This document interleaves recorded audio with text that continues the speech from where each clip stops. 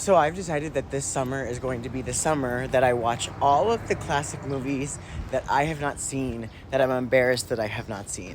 Just a handful of these movies include The Matrix, Inception, Brokeback Mountain, Call Me By Your Name, etc. And last night I did end up watching Call Me By Your Name with my best friend, and videos to come on that scene, which I told him to record my reaction to. Kind of crazy. The movie was definitely different than I expected, and in the first couple shots, my best friend looks at me and goes, it definitely gives a Saltburn vibe. Which honestly, Saltburn for me is just okay. However, cinematically, I'm a cinematography kind of movie person. I also love a score as well. And so those things matched up so well with Call Me By Your Name. I genuinely thought I was immersed in this Italian countryside. Every shot was beautifully done. I think the movie could have stood to be an hour and 45 minutes and not 2 hours and 12 minutes. That's just me. There's a scene where they're riding off on bicycles together, and the scene just holds on until they're literally around the corner. It was so beautifully done. Another one of my favorite things in the movie was the passage of time.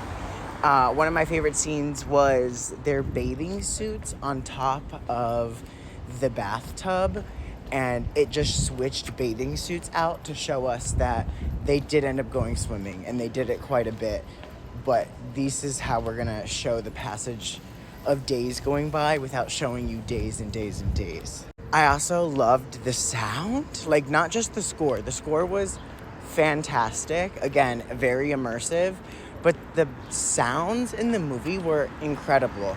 The little ticks of the bike and the bike spinning to like the crisp noises of plates being moved around and the water trickling down the faucet in the bathtub, or in the outside pool as well. And of course, the acting was phenomenal. It doesn't go without saying that I had to put myself in an unbiased mindset because of you know who and you know what. But if that is out of my mind, genuinely both of those actors killed those roles, and it genuinely made me feel a lot of things. And obviously I cried a little bit at the end. Now with that, I'm giving it a 7 out of 10.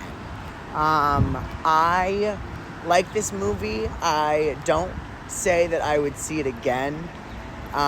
It's one of those things that, like, I didn't see it, I saw it, I'm good. I think, of course, pacing in a movie like this is very different than a regular movie, but to me, there were parts of it that were a little slow, could have kept moving a little bit quicker, and given us a little more dialogue and relationship-wise, although, again, this kind of movie doesn't really call for a lot of dialogue, which is fine. It just felt slower paced for, like, the other movie, like Saltburn, where, like, cinematically you could describe it as very similar, but there's more action in Saltburn, so, like, the story progresses a little bit quicker, there's more characters, there's a little more dialogue in that movie.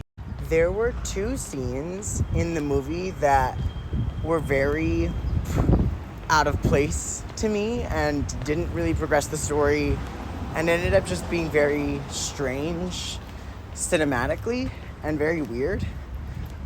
He's sleeping at the very end of the movie when he goes to that town. And I don't know if it was my friend's screen or actually in the movie, because I would like to know. But I guess he starts dreaming, and it looks satanic, and it looks weird, and it just didn't fit right. And then a little before that, Elio is sitting outside, stressed out by himself, and like, just thinking about how they like don't know if they like each other or not.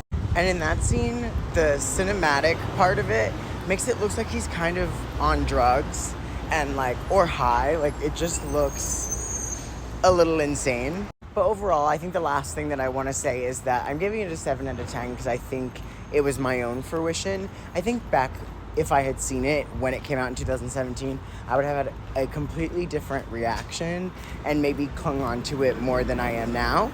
Especially after seeing, like, the Peach scene, but had already seen Saltburn. Like, back then, that was insane. And it still was a little crazy, but like not really compared to a lot of the things that happen in Saltburn. So again, that was kind of my fault, but I wouldn't watch it again unless somebody else was like, you know, I didn't watch it, I'd watch it with you. But give it a 7 out of 10.